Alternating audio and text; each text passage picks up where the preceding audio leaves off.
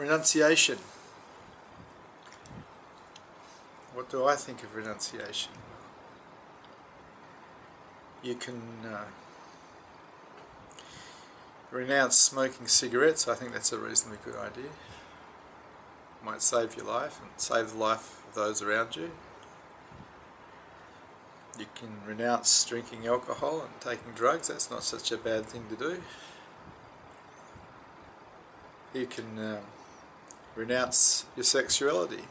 You can become a celibate if you want. There's lots of things you can renounce, but there's only one thing that you really need to renounce. That's the dream that thinks it's you.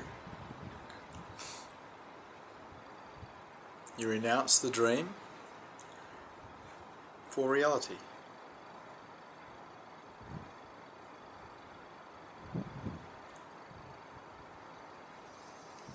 And then you live as reality instead of dream.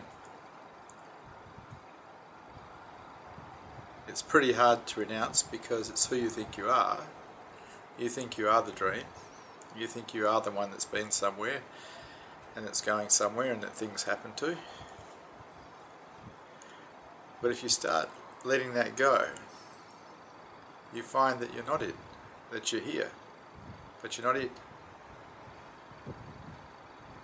Things come, things go, you remain always here.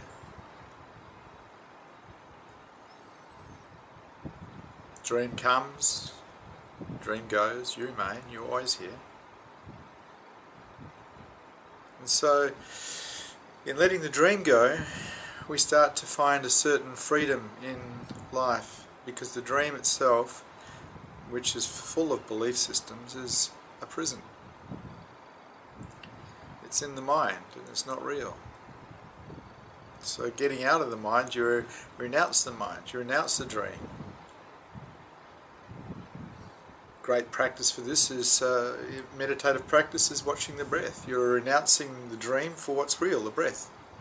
Every time the dream comes in, every time a thought comes in, you let it go and come back to the breath. You're coming back to the breath, which is reality. You're renouncing the dream, which is thought. So meditation is the practice of surrendering the dream for what is real. And the more we meditate, the more we stay in the present moment, the less we dream, the better our lives are. Because it's the dream that creates our suffering, our problems.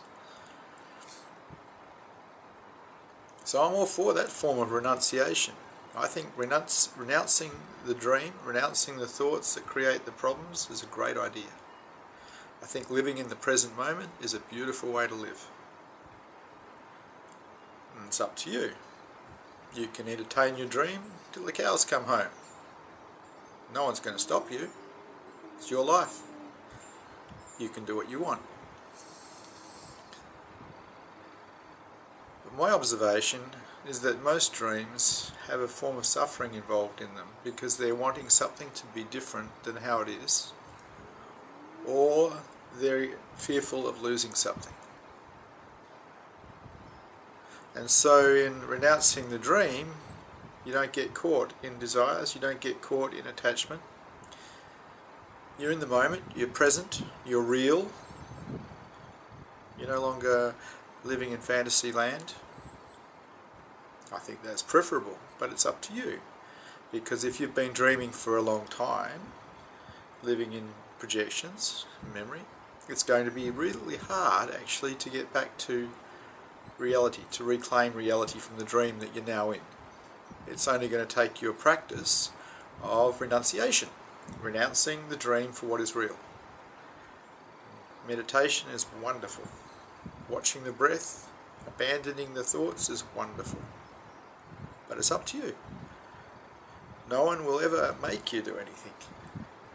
How do you want to live this life? Where do you want to live? Because wherever we put our awareness is where we live. If our awareness is on our dreams, we live as dreams. If our awareness is on reality, we live as reality. It's really up to you. Your practice is what's going to make the difference, nothing else.